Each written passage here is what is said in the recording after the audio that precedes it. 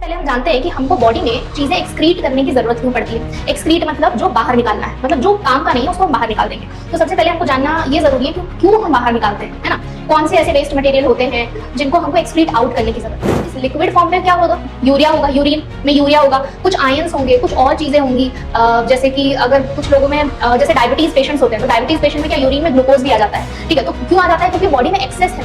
Waste जो है और भी बहुत सारे टाइप के होते हैं, जैसे क्रिएटिनिन है और TMAO है, ये सब भी बहुत सारे अलग अलग टाइप के वेस्ट है। बट बेसिकली हमको यहाँ फोकस सिर्फ नाइट्रोजनस वेस्ट पर करना है। इस चैप्टर में हमको नाइट्रोजनस वेस्ट को रिमूव करना है। अलग अलग एनिमल्स के अलग अलग कॉम्प्लेक्सिटी लेवल होता है, तो डिपेंड करता है कि वो एनिमल कहाँ रहता है, उसका सराउंडिंग क्या है, उसके पास क्या क्या फैसिलिटीज हैं, उस हिसाब से वो इन तीनों में से किसी एक मोड ऑफ वेस्ट रिमूवल को चूज करेगा, उसकी बॉडी सेलेक्ट करेगी बेसिकली, ठीक है। क्या ये बोल सकते हैं कि इनमें अमोनिया नहीं बनता है, यूरिया ही बन रहा है ना, तो अगर अमोनिया बन रहा होता तो मोनोटेरिक बोल देते, बट ऐसा नहीं होता। इनमें अमोनिया भी बनता है, ठीक है। अमोनिया बनता है, अमोनिया को कन्वर्ट किया जाता है यूरिया में और फिर यूरिया को बाहर निकाला जाता है। तो हमारा खत्म होता है बेसिकली जो हमारे को पढ़ना था कि नाइट्रोजनस वेस्ट कितने कितने टाइप के होते हैं। अब हम इसके बाद पढ़ने वाले हैं हमारा ह्यूमंस का एक्सक्रीटरी सिस्टम। तो ह्यूमंस का हम पूरा किडनी एक्सक्रीटरी सिस्टम में क्या क्या पार्ट्स होते हैं वो सब पढ़ेंगे, ठीक है।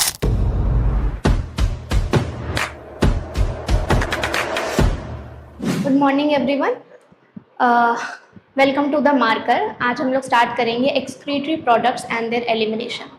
तो सबसे पहले हम जानते हैं कि हमको बॉडी में चीज़ें एक्सक्रीट करने की ज़रूरत क्यों पड़ती है। एक्सक्रीट मतलब जो बाहर निकालना है, मतलब जो काम का नहीं है उसको हम बाहर निकाल देंगे। तो सबसे पहले हमको जानना ये ज़रूरी है कि क्यों हम बाहर निकालते हैं, है ना। कौन से ऐसे वेस्ट मटेरियल होते हैं जिनको हमको एक्सक्रीट आउट करने की ज़रूरत है। देखो, हमने पढ़ रखा है कि भाई हम खाना खाते हैं ताकि हमको एनर्जी मिल सके। तो जब हम खाना खाएंगे तो उसमें से हर एक चीज़ यूटिलाइज हो जाए ये तो ज़रूरी नहीं है ना। कुछ चीज़ें यूटिलाइज होंगी, कुछ चीज़ें वेस्ट जाएंगी। तो जो चीज़ें वेस्ट होती हैं वो क्या होता है, कुछ तो फॉर्म इन फीकल मैटर निकल जाता है जो सॉलिड वेस्ट होता है, पर कुछ अमाउंट होते हैं जो कि जैसे यूरिया हो गया, urea as a solid waste नहीं निकलता है। कुछ आयंस होते हैं जो हमारे बॉडी में ज्यादा हो जाते हैं, जरूरत नहीं होता है, जैसे पोटेशियम आयन कभी कभी ज्यादा हो जाता है, कैल्शियम आयन कभी कभी ज्यादा हो जाता है, तो उनको भी एलिमिनेट करना जरूरी है। तो कुछ चीजें क्या होता है, एक हमारा होता है बॉडी से, देखो हमारे बॉडी में दो तरीके से वेस्ट रिमूव हो सकता है, ठीक है। एक होता है सॉलिड फॉर्म में, सॉलिड फॉर्म में जो वेस्ट रिमूवल होता है, जो हम खाना खाते हैं उसमें जो यूटिलाइज होना हो गया, और जो बच गया जो वेस्ट है जो हमारी बॉडी को अब जरूरत नहीं है, वो क्या होगा, सॉलिड फॉर्म में रिमूव हो जाएगा। उसको हम क्या कहते हैं, फीसीज, ठीक है, या फिर फीकल मैटर। अब कुछ होता है liquid form of waste removal हमारे बॉडी में, ओके। इस लिक्विड फॉर्म को हम कहते हैं यूरिन। अब इस लिक्विड फॉर्म में क्या होगा, यूरिया होगा, यूरिन में यूरिया होगा, कुछ आयंस होंगे, कुछ और चीजें होंगी। जैसे कि अगर कुछ लोगों में जैसे डायबिटीज पेशेंट्स होते हैं, तो डायबिटीज पेशेंट में क्या यूरिन में ग्लूकोज भी आ जाता है, ठीक है। तो क्यों आ जाता है, क्योंकि बॉडी में एक्सेस है, वो जरूरत नहीं है बॉडी को उतने ग्लूकोज की, इस वजह से ग्लूकोज आ जा रहा है यूरिन में। तो जो चीजें बॉडी को जरूरत थी वो तो बॉडी ने यूज कर लिया, जो स्टोर करना था स्टोर कर लिया। कुछ चीजें हैं जो कि एक्सेस में हो जाती है, बॉडी को जरूरत नहीं है, ठीक है, तो उसको हम रिमूव करते हैं। उसको हम क्या करेंगे, रिमूव करेंगे। तो दो फॉर्म में रिमूव होगा, सॉलिड और लिक्विड। पर जब भी हम एक्सक्रीटरी प्रोडक्ट्स, जब हम एक्सक्रीटरी सिस्टम की बात करते हैं, तो एक्सक्रीटरी सिस्टम में बेसिकली आता है हमारा किडनी का रोल, ओके। तो किडनी जो है वो सिर्फ इस वाले फॉर्म में हेल्प करता है, liquid form of waste removal में हेल्प करता है, ओके। बचा solid form. Solid form of waste removal किसका काम है, डाइजेस्टिव सिस्टम में वो आता है। तो हमको यहाँ पर एक्सक्रीटरी सिस्टम में ये वाला पढ़ना है कि हम लिक्विड फॉर्म में वेस्ट को, बॉडी से जो भी एक्सेस चीजें हैं, जो एक्सेस हो गया वो वेस्ट हो गया, हमारे काम का नहीं है। तो जो भी एक्सेस चीजें हैं वो हम लिक्विड फॉर्म में निकालेंगे।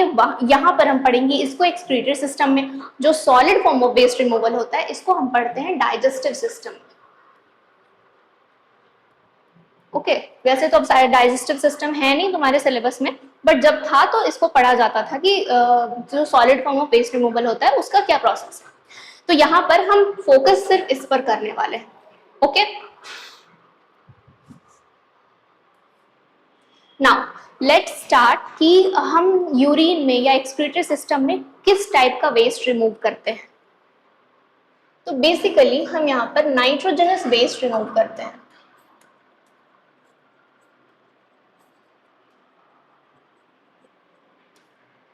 देखो वेस्ट जो है और भी बहुत सारे टाइप के होते हैं, जैसे क्रेटेनिन है और TMAO है, ये सब भी बहुत सारे अलग अलग टाइप के वेस्ट है, बट बेसिकली हमको यहाँ फोकस सिर्फ नाइट्रोजनस वेस्ट पर करना है।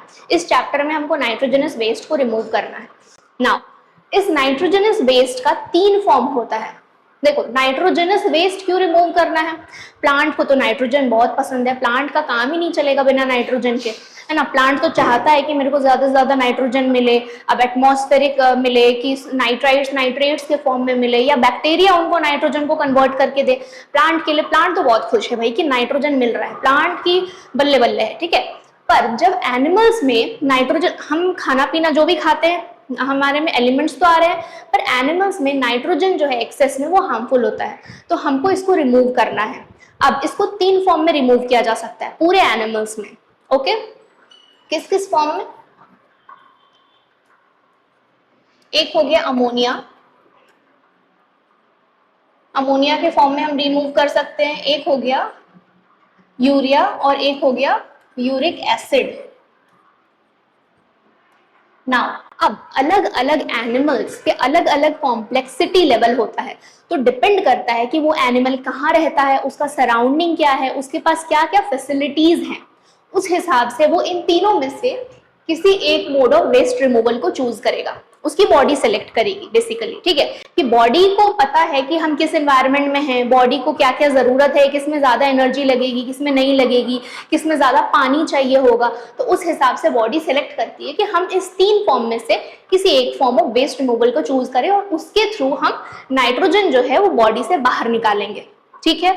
अब सबसे पहले आ जाते हैं उन एनिमल्स पर जो कि अमोनिया के फॉर्म में वेस्ट को रिमूव करते हैं। ओके, तो उनको हम क्या कहते हैं, जो एनिमल्स अमोनिया के फॉर्म में वेस्ट रिमूव करते हैं उनको हम कहते हैं अमोनोटेलिक। समझ में आया? अमोनोटेलिक एनिमल्स कहलाते हैं जो अमोनिया रिमूव करते हैं एज अ एक्सक्रीटरी प्रोडक्ट, ठीक है। अब देखो अमोनिया जो होता है वो इन तीनों में से सबसे हार्मफुल सब्सटेंस होता है तीनों के तीनों नाइट्रोजन वाले प्रोडक्ट्स, तीनों में नाइट्रोजन है, पर अमोनिया उसमें से सबसे ज्यादा टॉक्सिक होता है, ठीक है। तो अमोनोटेलिक एनिमल्स क्या करते हैं, एक्सक्रीट आउट अमोनिया। और अमोनिया क्या होता है,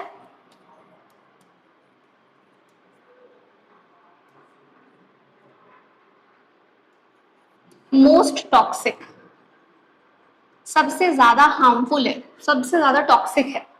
अब इस अमोनिया को हमको रिमूव करना है, तो अमोनिया को रिमूव करने के लिए कुछ एक सब्सटेंस चाहिए जिसमें अमोनिया को हम डिसॉल्व करके रिमूव करेंगे, ऐसे ही हवा में तो नहीं उड़ा देंगे, और सॉलिड फॉर्म में हम रिमूव नहीं कर सकते हैं। क्यों? क्योंकि सॉलिड फॉर्म में तो हमारा डाइजेस्टिव सिस्टम वाला वेस्ट निकल रहा था। तो अमोनिया क्या होता है, अमोनिया को सॉल्युबल करके रिमूव करना है, उसको डिसॉल्व करके किसी चीज में मिलाकर रिमूव करना है, ठीक है। तो अमोनिया जो है पानी में बहुत इजीली घुल जाता है, बहुत इजीली घुल जाता है, तो हमारे लिए तो आसान हो गया, पानी तो अवेलेबल है ना, तो पानी में अमोनिया को घुल जाता है, उसके बाद उसको निकाल दिया जाता है।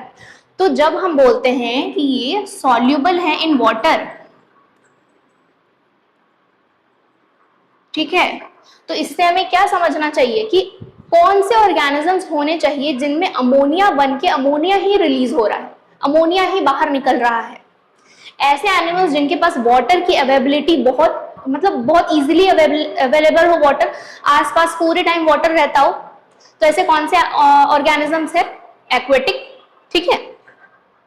तो ये किन में होता है, एक्वेटिक ऑर्गेनिजम्स में।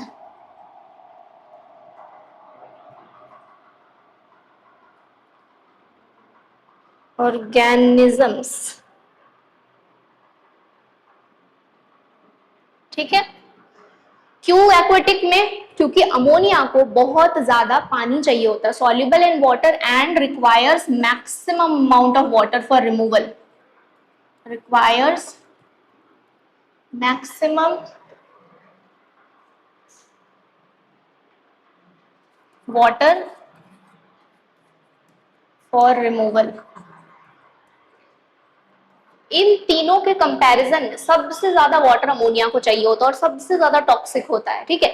तो वाटर चाहिए होगा, तो एक्वेटिक ऑर्गेनिजम्स के आसपास पूरे टाइम वाटर है।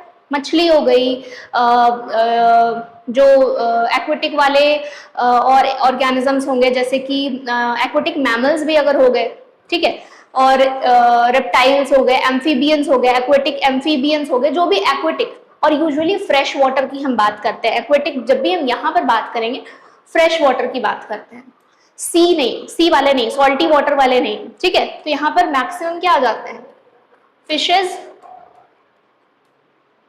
एम्फीबियंस, और एम्फीबियंस में वो वाले एम्फीबियंस जो कि हमेशा पानी में रहते हैं, जैसे फ्रॉग हो गया। फ्रॉग जो है वो पानी पे भी रहता है, लैंड में भी रहता है, तो फ्रॉग इसमें नहीं आएगा, ठीक है, क्योंकि फ्रॉग को हमेशा, मतलब ऐसा है, अमोनिया जो है बॉडी में इतना टॉक्सिक है कि वो हम बिल्कुल भी स्टोर करके नहीं रख सकते कि ठीक है 5 मिनट 10 मिनट 1 घंटे बाद उसको एक्सक्रीट आउट कर देंगे। बना, उसको डिसॉल्व करो, वाटर में रिलीज करो, तो हमेशा अवेलेबल होना चाहिए, हर 1 सेकेंड पे पानी आसपास अवेलेबल होना चाहिए।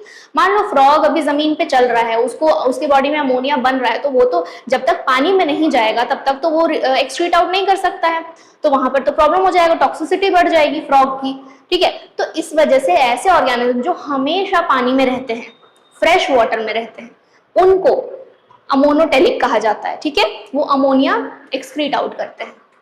अच्छा, अब देखो अमोनिया जो एक्सक्रीट आउट होता है वो कैसे होगा, वो जो होता है बॉडी सरफेस से होता है, बाय डिफ्यूजन, पानी में सॉल्युबल हो गया और बॉडी के सरफेस से निकलता जाएगा। तो इसका जो है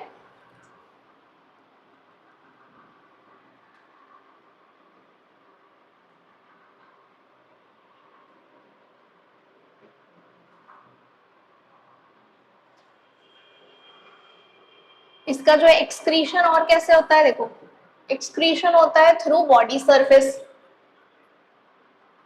थ्रू बॉडी सरफेस। समझ में आया, बना, वाटर में डिसॉल्व हुआ, क्योंकि आसपास तो पूरी जगह पानी है, पानी में डिसॉल्व हुआ, बाहर निकल गया, ठीक है।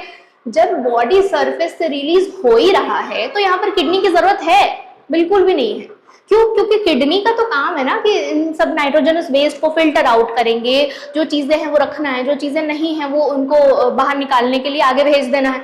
तो यहाँ पर किडनी का कोई रोल नहीं होता है, यहाँ पर सीधे सीधे जनरल बॉडी सरफेस से बाहर निकल गया, तो यहाँ पर kidney has no role, kidney has no role, कोई फंक्शन नहीं होता यहाँ पर एक्सक्रीट आउट। अमोनोटेलिक ऑर्गेनिजम्स में किडनी का कोई रोल नहीं है एक्सक्रीशन में। समझ में आया? नाउ अब हम आ जाते हैं हमारे नेक्स्ट यूरिया वाले के पास। ये हमको समझ में आ गया, अमोनोटेलिक ऑर्गेनिजम्स, फिशेस हो गए, एम्फीबियंस हो गए। तो अगर एग्जाम में आता है कि इनमें से कौन से अमोनोटेलिक है, तो हमको पहले तो देखना है कि वो एक्वेटिक है या नहीं। एक्वेटिक में भी हमको देखना है कि वो सॉल्ट वाटर वाले नहीं होने चाहिए, सी वाले नहीं होने चाहिए, ठीक है।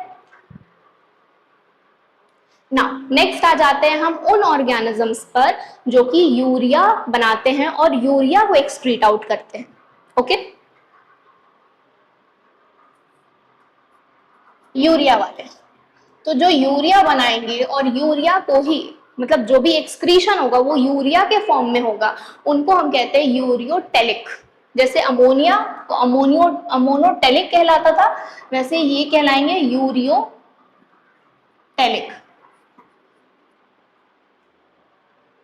यूरियोटेलिक। स्पेलिंग एक बार चेक कर लेना, शायद यही, ठीक है, यूरियोटेलिक। नाउ अब सबसे पहले आ जाओ कि यूरियोटेलिक के एग्जांपल्स कौन होंगे। लैंड वाले, उसमें भी एग्जांपल्स में कौन कौन आ जाएंगे, मैमल्स, जो भी टेरेस्ट्रियल होंगे,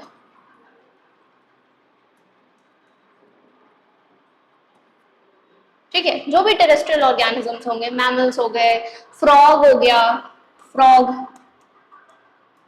फ्रॉग हो गया, ठीक है।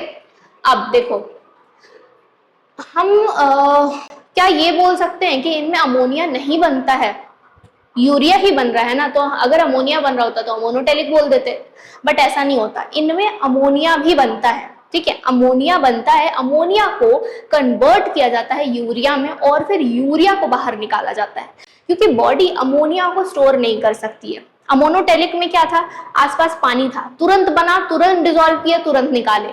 ठीक है, अमोनिया तो बन रहा है, तुरंत बना, तुरंत डिसॉल्व हुआ, निकल गया। यहाँ पर अमोनिया बनता जरूर है, पर अमोनिया को कन्वर्ट कर दिया जाता है यूरिया में। क्यों? क्योंकि अमोनिया बहुत ही ज्यादा टॉक्सिक होता है बॉडी के लिए, अमोनिया को हम स्टोर करके नहीं रख सकते हैं बिल्कुल भी। ठीक है, तो यहाँ पर क्या होगा, कन्वर्जन होगा अमोनिया टू यूरिया। ठीक है, अब ये करेगा कौन, ये काम है लिवर का। हमारा जो लिवर होता है इसकी सारी जिम्मेदारी उठाता है, ये लिवर में होता है अमोनिया से यूरिया में कन्वर्जन। ठीक है, तो लिवर जो होता है, बोलते हैं ना लिवर हमारे बॉडी के सारे टॉक्सिक चीजों को फिल्टर आउट करता है, सारी टॉक्सिसिटी को हैंडल करने का काम लिवर का है। ठीक है, सब कुछ लिवर सहता है, सब कुछ लिवर अब टॉक्सिक चीजों, लिवर को दो उसको, वो सही करके देगा। तो यहाँ पर अमोनिया टॉक्सिक है, उसको लेस टॉक्सिक, ऐसा नहीं है कि ये टॉक्सिक नहीं है, पर ये कंपैरेटिवली लेस टॉक्सिक है, इसको कुछ टाइम तक बॉडी में हम स्टोर कर सकते हैं, प्रॉब्लम नहीं होगी, पर इसको हम बिल्कुल स्टोर नहीं कर सकते हैं। ठीक है, तो ये कन्वर्ट हो जाएगा यूरिया में, जो कि लेस टॉक्सिक है। अब ये यूरिया जो होगा इसके बाद जा रहा है हमारे ब्लड में, ब्लड में है यूरिया, अब ब्लड से वो जाएगा किडनी में, वहां पर फिल्टर आउट होगा और उसके बाद क्या हो जाएगा, excretion in the form of urine. ठीक है, तो ये यूरिया जो है ये कहाँ जाएगा, ब्लड में, ब्लड से, ब्लड जो है किडनी, किडनी को भी तो ब्लड मिल रहा है ना, किडनी बिना ब्लड के तो काम नहीं करेगा क्योंकि ऑक्सीजन चाहिए, ऑक्सीजन कहाँ से आएगा, किडनी के पास, ब्लड ही लेकर आएगा। तो उस ब्लड में जो भी यूरिया होगा उसको क्या करेगा, किडनी फिल्टर आउट करेगा। अभी हम लोग पढ़ेंगे डिटेल में, चैप्टर में यही तो पढ़ना है हमको, यही वाले, इसी को तो पूरा फोकस इस पर है कि यूरिया को कैसे फिल्टर आउट करके कैसे किडनी यूरिन बनाती है। ठीक है, तो किडनी क्या करेगी, इसको बना देगी यूरिन में, और यही हो जाएगा हमारा एक्सक्रीटरी मटेरियल। ठीक है, जिसको हम निकाल देंगे बाहर। ठीक है, यूरिन, यूरिन में क्या होगा, यूरिया। अब देखो यहाँ तो वैसे ही किडनी का नाम आ गया, तो यहाँ किडनी का रोल होगा, वेरी इंपॉर्टेंट रोल किडनी का होगा। ओके, अब इसमें और क्या बचा, अच्छा, इस जो प्रोसेस से हम कन्वर्ट करते हैं अमोनिया को यूरिया में, लिवर में जो कन्वर्जन होता है उसको कहते हैं ऑर्निथिन साइकिल। ठीक है, ऑर्निथिन साइकिल।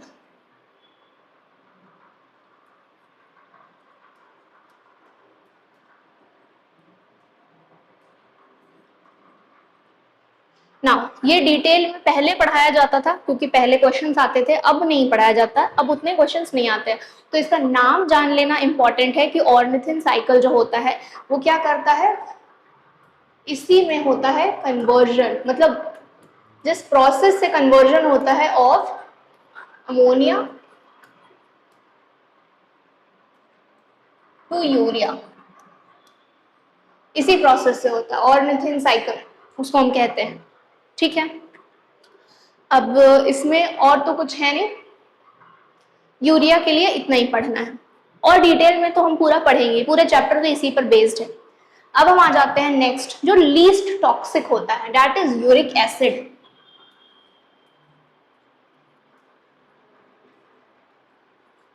ठीक है, यूरिक एसिड, और इन ऑर्गेनिजम्स को कहते हैं यूरिकोटेलिक।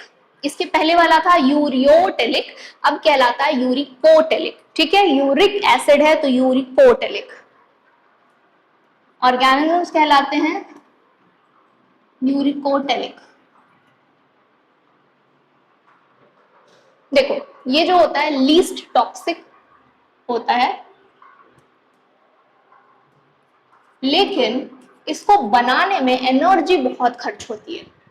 अमोनिया था तुरंत निकाल दो, यूरिया में ठीक है, अमोनिया को यूरिया में कन्वर्ट कर दी, यूरिक एसिड बनाने में और ज्यादा एनर्जी खर्च होती है। तो मैक्सिमम जो ये जो होता है एक्सपेंसिव होता है, एक्सपेंसिव किस फॉर्म में, पैसे के फॉर्म में नहीं कि पैसे दिए और यूरिक एसिड बन गया, नहीं, expensive in the sense of energy, expensive किस फॉर्म में, किस सेंस में, एनर्जी के सेंस में, ठीक है। तो ये इनके एग्जाम्पल्स बताओ, इनके एग्जाम्पल्स जो होते हैं, इनके एग्जाम्पल्स जो होते हैं वो होते हैं बर्ड्स, बर्ड्स बेसिकली, बर्ड्स, कुछ रेप्टाइल्स, कुछ इंसेक्ट्स भी होते हैं, ठीक है। इनमें बनता है यूरिक एसिड। अब यूरिक एसिड जो होता है उनको सबसे कम पानी चाहिए होता है एक्सक्रीट आउट करने के लिए, मतलब निकलने के लिए बॉडी से सबसे कम पानी चाहिए होता है। यूरिया को भी थोड़ा थोड़ा पानी चाहिए होता है, अमोनिया को सबसे ज्यादा, यूरिया को थोड़ा थोड़ा और यूरिक एसिड को सबसे कम। तो it requires least amount of water.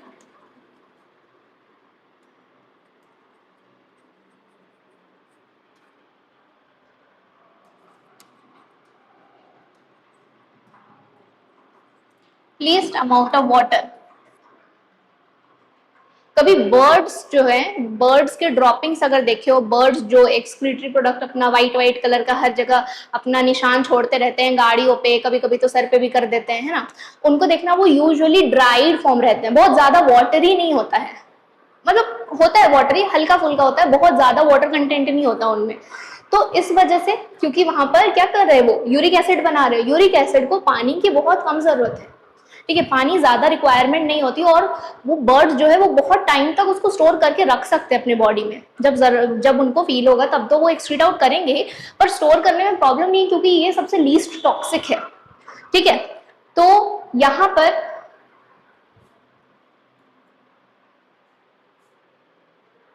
देखो, यहां पर एक और चीज है कि क्या मैमल्स में, क्या हमारे अंदर यूरिक एसिड बनता है?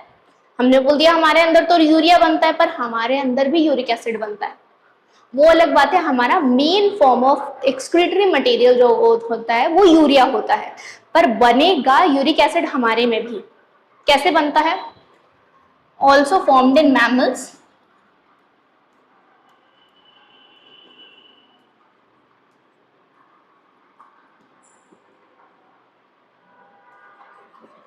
अब ये बनता कैसे है?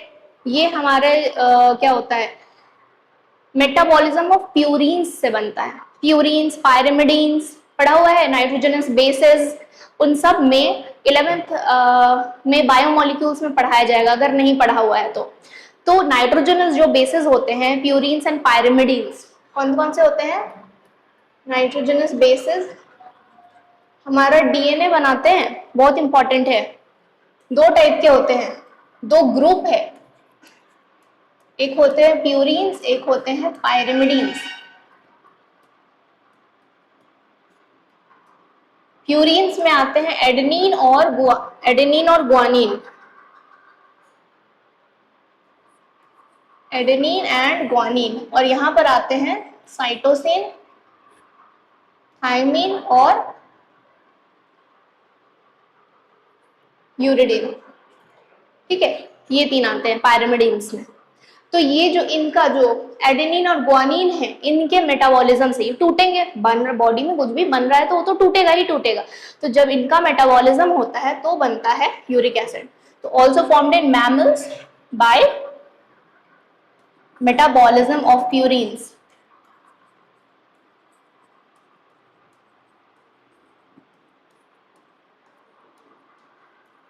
और अगर एक्सेस में बनने लग गए तो क्या हो जाता है, फिर ये एक्सक्रीट आउट भी होंगे यूरिन से। तब बोला जाता है कि भाई यूरिन टेस्ट होता है तो बोलते हैं कि मेरा यूरिक एसिड बढ़ा हुआ है, यूरिक एसिड बढ़ा हुआ है। यूरिक एसिड अगर एक्सेस हो जाए तो वो गाउटी आर्थराइटिस भी करते हैं, वो स्टोर भी हो जाते हैं, ठीक है। तो यूरिक एसिड जो होता है वो एक्चुअली फॉर्म होता है मैमल्स में भी, वो फॉर्म होता है बर्ड्स और रेप्टाइल्स और इंसेक्ट्स में भी। तो यहाँ पर एक चीज कॉमन देखना, अगर नोटिस किया हो कि मैमल्स में तीनों फॉर्म ऑफ नाइट्रोजनस वेस्ट जो है वो बनता है, तीनों फॉर्म बनता है मैमल्स में, ठीक है। अमोनिया बन रहा है, अमोनिया को हम कन्वर्ट कर देते हैं यूरिया में, और यूरिक एसिड भी बनता है प्यूरिन के मेटाबॉलिज्म से, क्योंकि प्यूरिन तो है हमारे में, डीएनए का बेस है, ठीक है, नाइट्रोजन से बेस बनाता है तो वो तो है ही, तो टूटेगा तो यूरिक एसिड बनेगा ही बनेगा। तो तीनों form of nitrogenous waste mammals में बनता है। वो अलग बात है, एक्सक्रीट आउट जो होता है वो यूरिया के फॉर्म में होता है, तो अगर क्वेश्चन आए कि बनता है या नहीं तीनों form, ammonia, urea, uric acid बनता तीनों है, एक्सक्रीट आउट सिर्फ यूरिया के फॉर्म में होगा in normal healthy human being, ठीक है, नॉर्मल हेल्दी मैमल्स हम कहें तो एक्सक्रीट आउट यूरिया होगा।